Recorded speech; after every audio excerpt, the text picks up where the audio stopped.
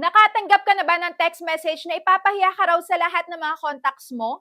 O kaya naman may pupunta daw sa may barangay nyo o sa bahay nyo na pulis dahil hindi ka nakabayad sa utang mo. Minu-minuto, oras-oras, nakakatanggap ka ng text messages at tawag galing sa iba't ibang numbers. At hindi mo na alam kung ano yung gagawin mo dahil sa sobrang takot at hiya. Huminga ka muna ng malalim dahil unang-una sa lahat, wala kang dapat ikatakot dahil walang nakukulong sa utang. So kung na-experience nyo yung mga sinabi ko kanina, panoorin mo yung video na to hanggang dulo para alam mo nga kung ano yung possible na ma-experience mo pa at kung ano yung dapat mong gawin kung halos lahat ng sinabi ko is na-experience mo na. And especially ako, na-experience ko na din yan. Kaya sana makatulong sa'yo yung video na to at panoorin mo hanggang dulo. Dahil sa dulo ng video na to, ikaw ang may control sa sitwasyon na ganito. So, ay nasimulan na natin.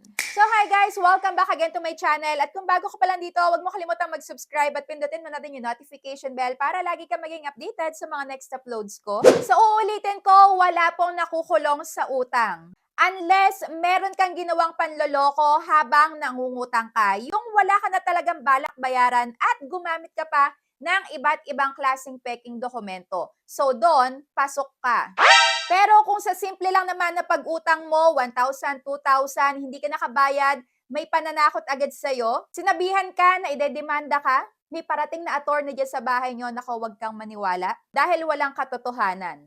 At base nga sa Article 3, Section 20 ng Philippine Constitution, malinaw na sinasabi na walang sino man ang pwedeng makulong dahil sa hindi pagbabayad ng utang o dahil sa kahirapan. Yes, ang pagkakautang ay isang sibil na obligasyon at hindi yan isang krimen dahil halos lahat naman ng tao kahit nga mayayaman may utang pa rin. Pero alam mo ba kung ano talaga yung krimen?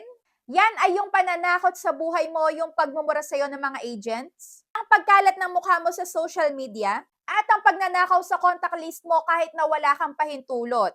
Yan yung malinaw na paglabag sa Data Privacy Act at sa mga regulasyon ng SEC or Securities and Exchange Commission. Kaya wag mong isipin na ikaw yung kriminal dito dahil sila yung lumabag sa batas. Ngayon, simulan natin yung depensa at kung ano yung dapat mong gawin.